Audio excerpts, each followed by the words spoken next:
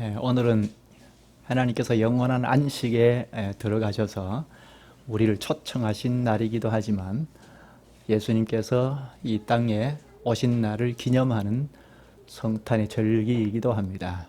본래 12월 25일 날 예수님 탄생하신 것은 아닙니다. 예수님이 언제 어느 시에 탄생하신 것인지는 아무도 모릅니다. 성경에 기록하지 않았기 때문입니다. 주 355년경쯤에 이교도들이 태양신을 섬기는 날이 12월 25일인데요. 기독교가 이들을 척결했다고 하여 예수님이 탄생하신 날을 기념하는 절기로 12월 25일 날을 확정한 것이 유래가 되어서 지금까지도 이 날을 성탄의 절기로 기념하고 있습니다.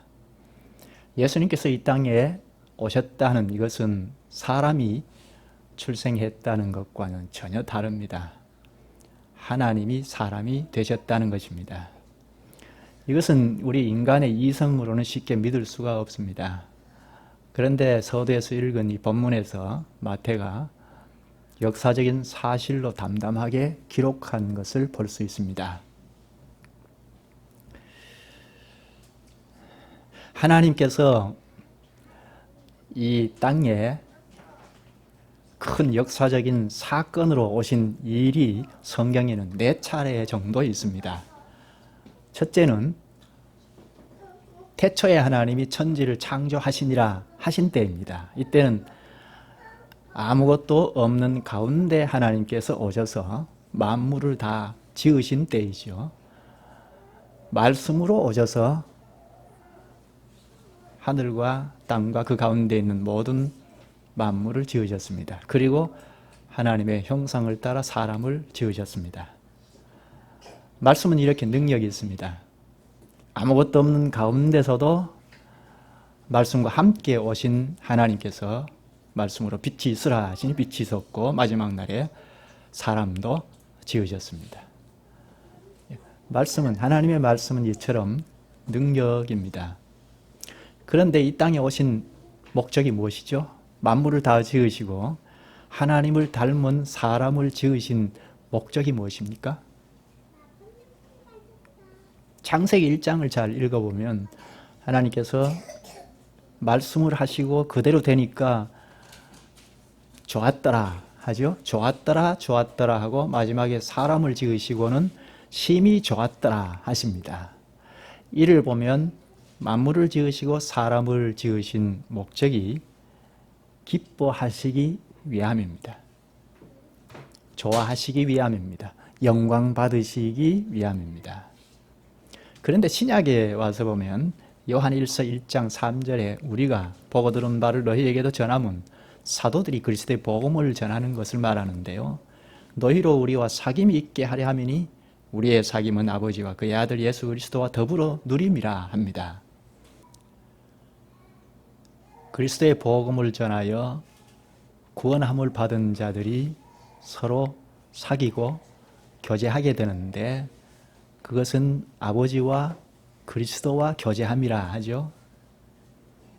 이렇게 재창조하신 목적도 그리스도와 아버지와 교제함이라, 사귀는 것이라 할 수 있습니다. 그러면 첫 창조 때도 역시 하나님의 형상을 따라 지은 사람과 교제하기 위함이라고 할 수 있죠. 함께하고 교제하기 위함이라고 할 수 있습니다. 그런데 창세기 3장에 가서 보면 아담과 하와가 하나님과의 교제를 단절시켰죠. 하나님께서 하신 말씀을 거부하고 독립해서 죄를 지음으로 하나님과 교제를 두절시켰습니다. 그런데 하나님께서 바로 즉시 찾아오셔서 3장 15절에 여인의 후손을 보낼 것이라고 하십니다. 그 여인의 후손으로 오신 분이 바로 오늘 본문에 있는 예수님이십니다. 뒤에 생각하기로 하겠습니다. 두 번째 하나님께서 큰 사건으로 오신 일이 언제일까요? 출애굽한 이스라엘 백성들이 시내산 아래에 있을 때 하나님께서 공적으로 오셨습니다. 그때도 음성으로 오셨죠. 물론 기이한 현상이 동반되기는 했습니다. 산 위에 연기가 자욱하고 그리고 불 가운데로 강림했다고 하죠. 연기가 자욱하니까 하나님을 볼 수가 없습니다. 그런데 불 가운데 강림하셨다고 하니까 볼 수 있죠. 이렇게 볼 수 있기도 하고 볼 수 없기도 한 기이한 현상으로 강림하셨는데, 중요한 것은 직접 하나님께서 말씀하시면서 오셨다는 겁니다. 직접 말씀하신 것이 출애굽기 20장 1절부터이죠. 하나님께서 산 위에서 직접 음성으로 말씀을 하시면서 돌판에 십계명을 새겼습니다. 산 아래에서 저 멀리 산 위로 그 광경을 보고 있던 백성들이 죽게 생겼습니다. 그래서 모세에게 당신이 우리에게 말씀하소서 우리가 듣겠나이다. 하나님이 우리에게 말씀하지 말게 하소서 우리가 죽겠나이다 했습니다. 그때부터 하나님께서 대언자를 세우셨습니다. 구약시대에는 모세와 선지자들을 대언자로 세우셨죠. 신약에 와서는 에베소서 4장 8절에서 11절에서 그리스도께서 교회에 직분자들을 세우셨는데 사도와 목사를 세우셔서 대언하게 하셨습니다. 모세 때부터는 시내산 아래의 이스라엘 백성들 공동체 때부터는 하나님께서 대언하시는 말씀과 함께 오시게 되는데요. 시내산 아래에 공적으로 하나님께서 오신 목적이 무엇일까요? 창조 때와 비슷하죠. 하나님께서 택한 자기 백성들과 함께 하시기 위함입니다. 이때는 죄에서 구원하시는 사역이시니까 구원하셔서 주님께서 함께 하시면서 기뻐하시기 위함입니다. 영광 받으시기 위함입니다. 또 하나님께서 큰 사건으로 오신 일이 신약에 와서 성령 하나님께서 공적으로 강림하셨을 때입니다. 사도행전 2장이 있죠. 이때도 역시 하나님께서 음성으로 오시는데, 물론 기이한 현상이 동반되기는 했으나 중요한 것은 음성으로 오셨습니다. 사도들이 대언했죠. 모세 때부터는 대언하는 음성을 통하여 오신다고 하셨으니까 사도들이 대언의 말씀을 하심으로 하나님께서 강림하신 사실을 드러내셨고, 사도들의 복음 설교를 들은 자들이 회개하고 부복했죠. 성령 하나님께서 이때 오신 목적이 무엇인가요? 교회를 회개하고 오는 자들을 세례를 베풀어서 그리스도와의 연합체인 교회를 형성했죠. 교회의 본질이 성도의 교제이죠. 하나님께서 강림하신 목적은 성도들과 교제하기 위함입니다. 성도의 교제는 성도들끼리 교제하는 것이 아니라 그 아버지와 그리스도와 함께 함이라 하지 않습니까? 그리고 또 하나는 하나님께서 극적으로 이 땅에 오신 것은 바로 오늘 본문입니다. 본문은 지금까지는 말씀과 함께 오셨는데 본문에는 하나님께서 직접 오셨습니다. 물어볼까요? 기독교가 언제부터 시작이 되었습니까?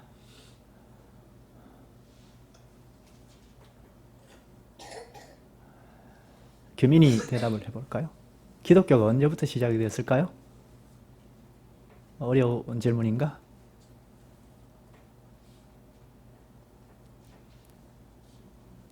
네, 학교에서도 배우긴 할 텐데요. 누가 학생들 중에 아는 사람? 기독교가 언제부터 시작이 되었죠? 예수님께서 오늘 본문에 예수님께서 잉태하시고 출생하신 때부터 시작이 됐죠. 하나님이신 이위 예수님께서 사람의 몸으로 출생하신 때부터 기독교가 시작이 되었습니다. 이것이 역사적인 사실인 것을 마태가 아주 담담하게 기록합니다. 하나님이 사람이 되셨다는 이것은 우리 인간의 이성으로는 믿을 수 없죠. 인간의 이성으로는 믿을 수 없으니까 마태가 우리의 이성에 호소해서 설득하고자 기록한 것이 아니고 역사적인 사실인 것을 그저 사실 그대로 담담하게 기록하고 있습니다.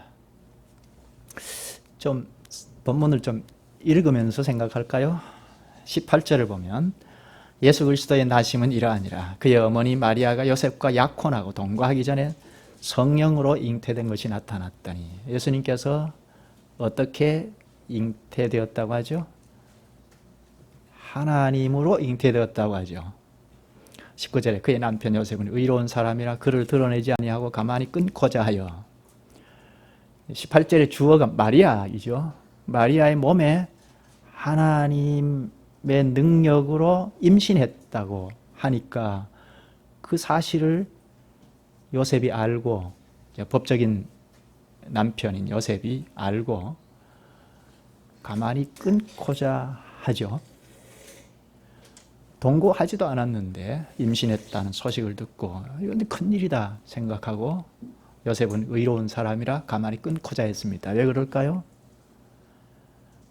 조용하게 덮고 가지 아니하면 임신됐다는 사실을 알게 되면, 처녀가 임신했으니까 이거는 간음죄가 성립이 되어서 당시 율법으로 돌로 처지금을 당할 수 있습니다.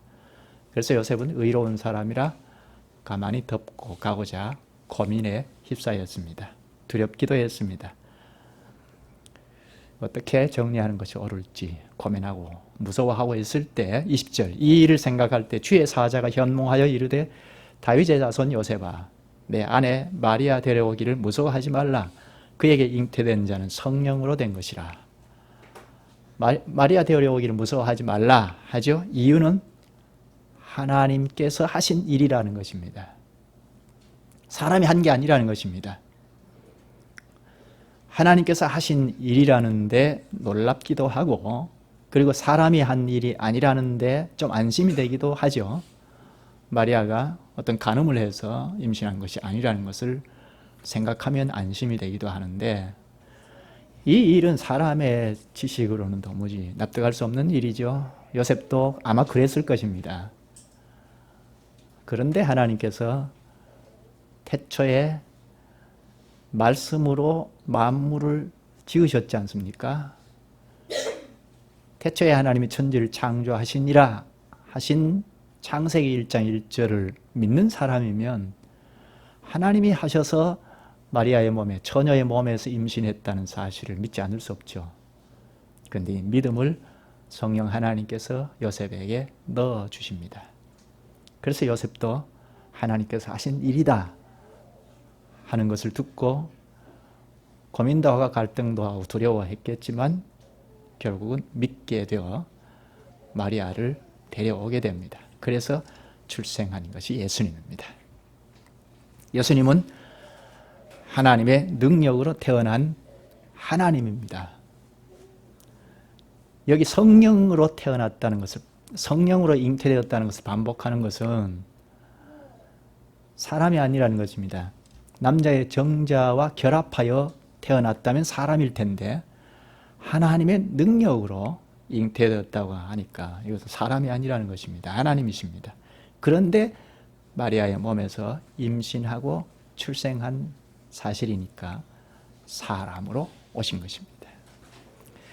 하나님이신데 마리아의 몸에서 완전한 인성을 갖추도록 성령 하나님께서 태초에 만물도 지으신 그 기이한 능력으로 완전한 인성을 갖추도록 일하셨습니다. 그래서 신이신데 완전한 사람으로 나시게 됩니다. 왜 이런 방식으로 하나님께서 이 땅에 오셨을까요? 그동안은 하나님께서 말씀으로 오시지 않았습니까? 그런데 지금은 사람으로 오셨습니다.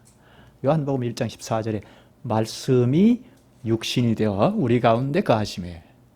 무엇 때문에 말씀이 육신이 되셨을까요? 우리가 출생하는 방식을 사용하셔서 사람으로 오신 목적이 무엇일까요? 21절에 말합니다. 아들을 낳으리니 이름을 예수라 하라. 이는 그가 자기 백성을 그들의 죄에서 구원할 자이심이라 하니라. 여기 예수라 하라. 예수는 히브리어로는 여호수아인 것을 우리가 잘 압니다. 여호와는 구원자라는 뜻인데 예수는 헬라어이죠. 헬라 말로 좀 풀어서 설명하기를 이는 자기 백성을 저희 죄에서 구원할 자라 하죠. 여기 자기 백성은 하나님께서 택한 모든 사람입니다. 하나님께서 택한 자들, 하나님의 백성인 자들, 백성될 자들을 죄에서 구원할 자라 하죠. 이 땅에 죄가 들어옴으로 죽음이 왔고 죽음 이후에는 둘째 사망이 왔습니다. 이것은 사람 스스로 어찌할 수 없기 때문에 하나님께서 특단의 조치를 취하셔서 제2위 하나님을 사람으로 보내신 것입니다. 하나님 앞에 죄를 지음으로 사망이 왔고 영원한 사망이 왔는데 이것은 사람이 해결할 수 없기 때문에 하나님 앞에 지은 죄를 대가로 치러야 하는, 죄에 대한 형벌을 받아야 하는 문제가 하나 있고, 그래서 하나님이신 그리스도께서 사람의 몸을 입고 오셔서 우리를 대신하여 형벌받고자 사람으로 오셨습니다. 하나님의 공의는 범죄한 인간을 형벌하시기를 요구하십니다. 하나님께서 말씀하신 언약의 말씀이 있는데 그 언약의 말씀을 깨뜨리고 거부하고 교제를 단절하고 독립해서 산 것이 아담으로부터 오고는 모든 인류 아닙니까? 이런 인간에게 하나님께서 공의의 하나님은 형벌을 요구하십니다. 그런데 사람은 그 형벌을 받을 수 없습니다. 형벌 받으면 흔적도 없이 사라지니까. 그래서 하나님께서 직접 특단의 조치를 취하셔서 이위 하나님을 사람의 몸을 입고 오시게 했습니다. 우리의 죄를 짊어지시기 위함입니다. 이보다 세상에 더 큰 사랑이 없죠. 하나님이 세상을 이처럼 사랑하사 독생자를 주셨으니 이는 저를 믿는 자마다 멸망치 않고 영생을 얻게 하려 하심이라. 본문 21절에 죄에서 구원하시려고 오셨다는 이 말씀은 우리를 완전히 구원하시기 위함입니다. 사람으로 출생하여 우리의 삶을 사시고 하나님의 뜻을 다 순종하시고 의를 획득하시고 십자가의 순환을 당하시고 우리의 죄를 다 해결하시고 하나님의 뜻을 다 순종하셨습니다. 그리고 부활의 몸으로 하늘에 오르시고 성령을 보내셔서 그리스도와 연합한 연합체를 구성하셨습니다. 이 교회로 우리를 구원하셨고 계속하여 택자들을 이 교회로 불러 모으실 것입니다. 에베소서 1장 4절에 곧 창세전에 그리스도 안에서 택하신 모두를 구원하실 것입니다. 이를 위하여 오셨습니다. 요한계시록 21장에서는 새 하늘과 새 땅을 펼치실 텐데 그때는 택자들을 모두 구원하실 것입니다. 택한 자기 백성을 다 구원하시기 위하여 출생 방식을 사용하여 사람의 몸을 입고 이 땅에 오신 것입니다. 세상에 오심부터 시작하셔야 자기 백성들, 택한 자들을 온전히 구원하실 수 있기 때문입니다. 그럼 우리를 죄에서 구원하시는 목적이 무엇입니까? 우리를 구원하시는 목적이 무엇일까요? 서두에 시작하면서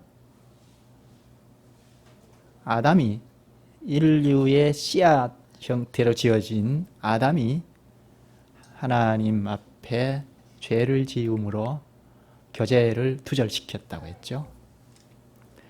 아담의 범죄로 하나님과 교제하는 교제가 끊어졌습니다.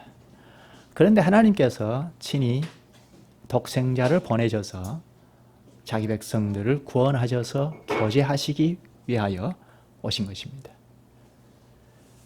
첫 창조 때 말씀대로 지어지니까 기뻐하셨더라 했죠. 좋았더라 하셨는데 둘째 창조인 구원의 사역을 일으키셔서 그 백성들과 함께 기뻐하시기 위함입니다. 영광 받으시기 위함입니다. 본문 23절을 볼까요? 보라 처녀가 잉태하여 아들을 낳을 것이요 그 이름은 임마누엘이라 하리라 하셨으니 임마누엘 이를 번역한 즉 하나님이 우리와 함께 함이라. 하나님이 이 땅에 오셨으니까 임마누엘이죠. 하나님이 우리와 함께 계시다. 임마누엘. 이것이 예수님의 별칭인데요. 예수님의 이름, 예수라는 것도 이름이죠. 임마누엘도 이름입니다. 하나님의 어린 양도 이름이고 새 예루살렘도 예수님의 이름이죠. 하나님의 아들, 인자, 하나님의 말씀 선지자, 구주, 이것이 다 예수님의 이름인데 임마누엘도 예수님의 이름입니다. 죄인이 된 자기 백성과 함께 하시고 교제하시고 기뻐하시려면, 영광을 받으시려면 죄가 해결이 되어야 하죠. 죄가 있는 한 하나님께서는 자기 백성들이라 하더라도 함께 하실 수 없죠. 그래서 성경에 보면 예수님께서 임마누엘이라는 이름이 불려진 때가 이 땅에 계실 동안 없었습니다. 그러다가 십자가에서 죄를 해결하신 이후에 우리의 죄를, 자기 백성들의 죄를 다 해결하신 이후에 부활하셔서 임마누엘이라는 말을 하는데요. 그게 어디죠? 임마누엘을 풀어서 하나님이 우리와 함께 하심. 그 말이 어디에서 나오죠? 마태복음 28장에 나옵니다. 얼른 찾죠. 우리가 잘 아는 말씀인데요. 마태복음 28장 19절 20절의 말씀입니다. 19절에서 대위임 명령을 하시고 그리고 20절에서 약속을 하시는데요. 십자가에서 자기 백성들의 죄를 다 해결하신 이후에 부활하셔서 말씀을 하시는데 28장 18절부터 볼까요? 예수께서 나와 말씀하여 이르시되 하늘과 땅의 모든 권세를 내게 주셨으니 하늘과 땅의 모든 권세, 우주의 권세를 아버지께로부터 받았다 하십니다. 그러면서 위임을 하시고 그리고 약속을 하시는데요. 우주의 권세를 아버지께로부터 받았으니까 이제 진군하라 하실 만한데 너희들이 사도들을 보고 너희들이 예루살렘을 접수하고 로마로 진격하라 하실 만하지 않습니까? 그런데 오히려 신령한 진군을 명하셨습니다. 19절 그러므로 너희는 가서 모든 민족을 제자로 삼아 아버지와 아들과 성령의 이름으로 세례를 베풀고 내가 너희에게 분부한 모든 것을 가르쳐 지키게 하라. 여기까지가 위임하신 말씀입니다. 그리고 볼지어다 내가 세상 끝날까지 너희와 항상 함께 있으리라 하시니라. 이것은 약속하신 말씀입니다. 두 가지죠. 십자가에서 자기 백성들의 죄를 다 해결하신 다음에 사도들에게 말씀하시기를 위탁의 말씀을 하시고 즉 복음을 전하고 세례를 베풀고 내가 분부한 모든 것을 가르쳐 지키게 하라 하시고 그리고 세상 끝날까지 너희와 항상 함께 있으리라 하고 약속하십니다. 여기 너희와 항상 함께 있겠다. 임마누엘이죠.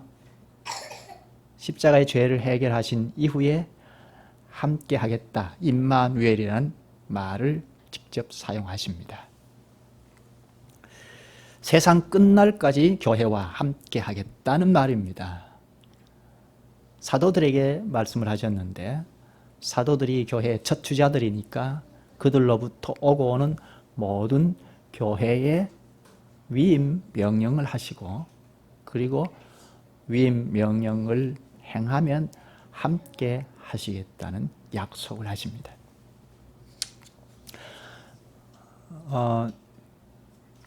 세상 끝날까지 함께 하겠다는 약속대로 하나님 예수님께서 하늘에 오르신 이후에 10일이 지나서 성령 하나님을 보내시죠. 성령 하나님이 오시니까 어떤 일이 벌어졌습니까? 성령을 대언하는 사도들의 말을 듣고 설교를 듣고 회개가 일어나고 세례를 베풀고 교회가 형성이 되지 않았습니까? 거기에 성령께서 함께 하시죠. 하나님이 우리와 함께 하심이 성취된 것입니다. 지금도 그리스도께서는 자기 신이신 성신, 성령과 함께 하시는데 어떤 데서 함께 하십니까? 그리스도의 말씀을 전하고 세례를 베풀고 주님께서 분부한 모든 것을 가르쳐 지키게 하는 교회와 함께 하십니다. 질문을 할까요? 하나님께서 함께 하신다고 했는데 어떻게 함께 하시죠? 교제하신다는 것인데 어떻게 교제하시죠? 막연하지 않습니까? 추상적이죠. 성령 하나님께서 우리와 함께 하신다. 우리가 그걸 어떻게 알죠? 신비하게 알고 있습니까? 무슨 요술을 부려서 우리와 함께 하시는 것을 알고 그럽니까?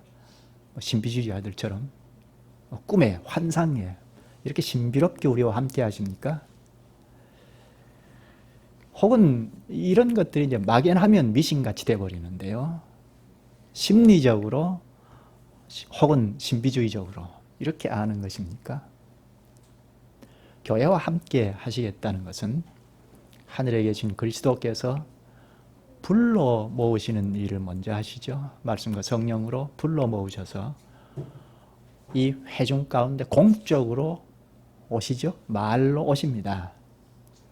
모세 때부터는 대언의 말로 오시는 거니까 목사의 입을 빌려서 말씀으로 오십니다. 우리 가운데 함께 하십니다. 태초에 말로 오셔서 만물을 지으시고 하나님의 형상을 따라 사람을 지으신 것처럼 지금도 여전히 공적으로 교회에 오셔서 말로 회중을 새롭게 하십니다. 재창조하시기도 하고 점차 새롭게 하십니다. 말씀으로 오시는 주님을 만나지 못하면 그저 종교 생활에 불과하죠. 대언의 말씀으로 오시는 그분을 뵙고 과연 우리가 그분이 함께 하신다, 우리와 함께 하신다는 것을 실감합니다. 하나님께서 예배를 드릴 때마다 말씀으로 우리를 찾아오셔서 주님을 바르게 알고 그분을 섬기면서 전진하도록 하십니다. 예수님께서 십자가에서 죄를 해결하신 다음에 세상 끝날까지 너희와 함께 하시겠다는 이 약속은 말씀을 전파하고 세례를 합당하게 주고받고 그리고 주님께서 분부한 모든 말씀을 가르치고 지키는 교회에 함께 하시겠다는 것입니다. 교회는 말씀이 전파되면 죄가 물러나지 않습니까? 세례를 받을 때 죄를 회개하고 죄를 그치고 그리스도와 연합하니까 죄가 물러나죠. 여기에 하나님께서 함께 하십니다. 하나님께서 교제하십니다. 기뻐하십니다. 영광을 받으십니다. 정리를 할까요? 정리하면 예수님께서 육신으로 땅에 오신 목적은 죄에서 구원하시기 위함인데 자기 백성들을 죄에서 구원하시기 위함입니다. 궁극적으로는 죄가 제거된 자기 백성들과 함께 하시기 위함입니다. 교제하기 위함입니다. 영광 받으시기 위함입니다. 예수님께서 이 땅에 계실 때는 한 번도 임마누엘, 하나님이 우리와 함께 하심이라는 이름이 불려지지 않았는데 십자가에서 자기 백성들의 죄가 해결이 된 이후에 함께 하시겠다는 약속을 하셨습니다. 그리고 하늘에 오르셔서 오르실 때 교회에 약속과 함께 위임을 하셨죠. 하늘에 오르셔서 예수 그리스도께서 직접 구원의 사역을 계속 펼쳐나가실 것을 교회도 발맞춰 수종 노릇을 할 수 있도록 교회에 위탁해 주셨습니다. 사도행전 1장 11절에 보면 예수는 하늘로 가심을 본 그대로 오시리라 하신 말대로 그리스도께서는 장차 다시 오십니다. 예수 그리스도께서 다시 오실 때는 만물까지도 전부 새롭게 되죠. 새 하늘과 새 땅이 펼쳐질 것입니다. 주님이 다시 오실 그때는 처음 하늘과 처음 땅이 사라지고 신천신지가 펼쳐질 것입니다. 이런 큰 일을 앞두고 교회에 위임 명령을 하시고 약속을 하셨습니다. 내가 분부한 모든 것을 가르쳐 지키라, 복음을 전하라, 성례를 행하라 하고 위탁해 주시고 세상 끝날까지, 다시 오실 때까지 함께 하겠다는 약속을 하셨습니다. 왜 예수님께서 하늘에 오르시면서 다시 오실 것을 기약하시면서 교회에 위임 명령을 하시고 함께 하겠다는 약속을 하셨을까요? 왜 이런 방식으로 하시고 하늘에 오르셨을까요? 다른 방식으로 하실 수도 있잖아요. 왜 복음을 전하고 세례를 베풀고 주님이 분부한 모든 것을 가르쳐 지키게 하라 하는 위탁을 하시고 함께 하겠다는 약속을 하셨을까요? 다른 방식으로 하실 수도 있잖아요. 이런 방식은 사람이 생각할 때는 가령 진군하라 하는 것보다 훨씬 미약합니다. 적군을 물리치라, 전진하자 하는 군사적인 명령보다 훨씬 약합니다. 그러나 실제는 그렇지 않습니다. 왜 그렇죠?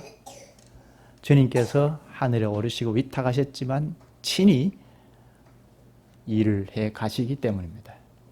주님께서 십자가에서 사망을 패하시고 하늘 보좌에 오르시면서 복음을 전하라, 성례를 집행하라, 분부한 모든 것을 가르쳐 지키라 하고 위임을 하셨는데, 특히 복음을 전하여 이런 일이 발생이 되니까 교회에 복음을 전하는 위탁을 하셨습니다.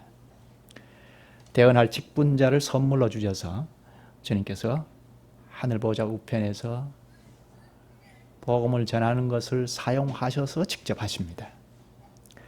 주님께서 인간의 죄를 물리치시고 만물을 새롭게 할 큰 일을 행하시면서 사람을 수적으로 쓰십니다. 말씀의 직분자를 쓰신다는 것입니다. 이것은 사람들 보기에 너무나 미약하고 이상하게 보입니다. 우리와 같은 연약한 사람을 쓰셔서 이런 큰 일을 행하신다는 자체가 우리가 잘 납득하기 어렵습니다. 이유가 무엇입니까? 사람이 심판을 받지 않으면 안 되는 원인을 모르기 때문입니다. 근본적으로 죄가 원인인 것을 모르기 때문입니다. 그러니까 하나님께서 하시는 일을 어리석게 봅니다. 고린도전서 1장 21절에 하나님께서 전도에 미련한 것으로 믿는 자들을 구원하시기를 기뻐하셨도다.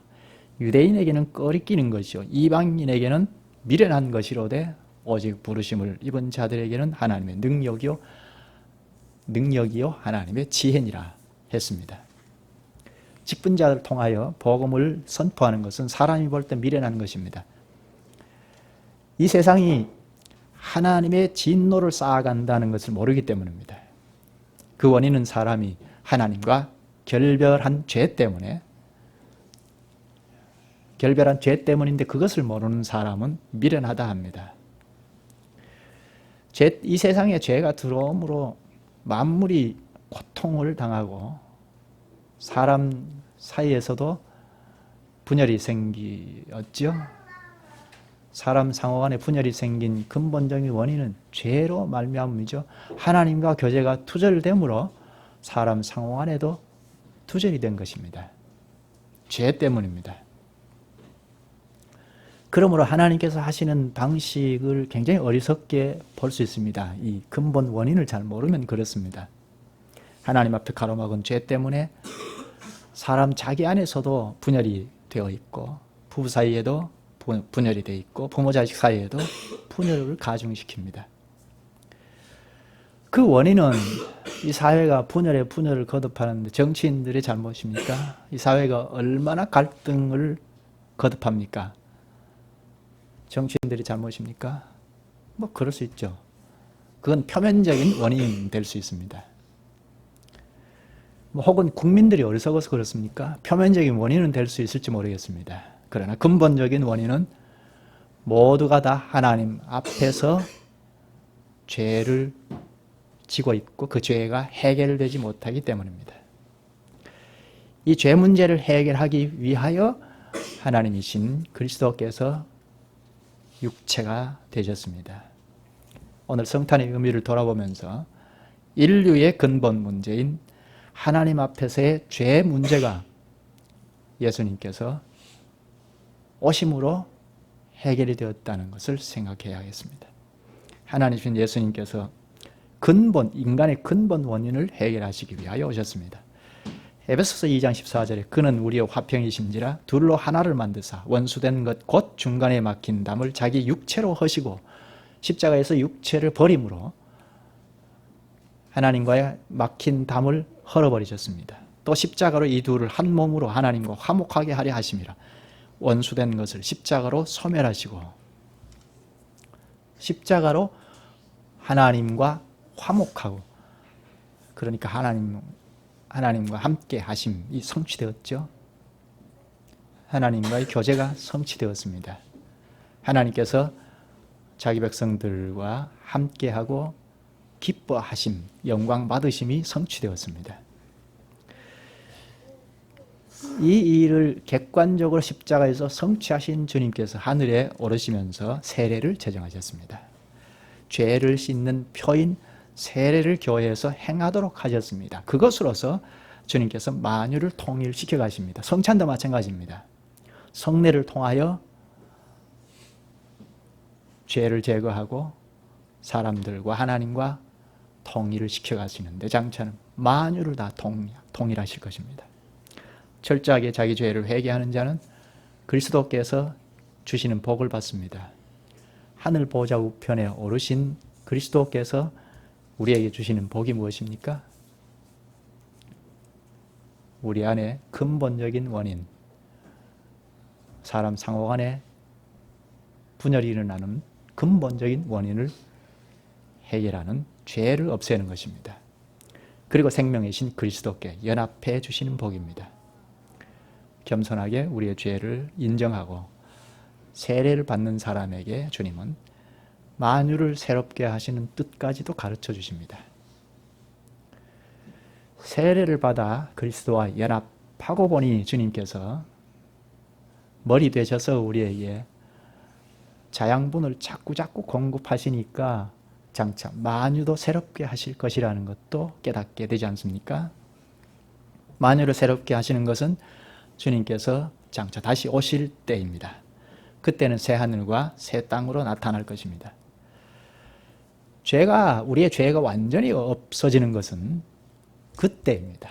이 세상의 모든 문제가 근원적으로 완전히 해결될 것입니다. 거기에서는 임마누엘, 하나님이 우리와 함께 하심이 완전히 이루어질 것입니다. 하나님께서 기뻐하시고 하나님께서 영광 받으실 것이 그때는 영원히 지속될 것입니다. 기도하시죠. 걸어가신 주님께서 말씀과 함께 오셔서 만물을 다 지으신 그 능력으로 지금도 연약한 사람을 직분자로 세우시고 그리스도께서 다 이루신 복음의 말씀과 성례를 쓰셔서 진노를 쌓는 사람과 만물까지도 회복해 가시옵나이다.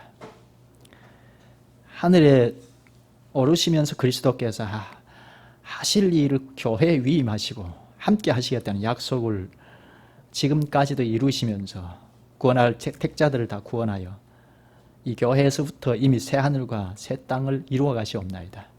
이런 신비한 진리를 저희에게 가르쳐 주셔서 주님의 수족이 되어 산다는 것이 얼마나 큰 영광이요 복인지 알게 하시옵나이다.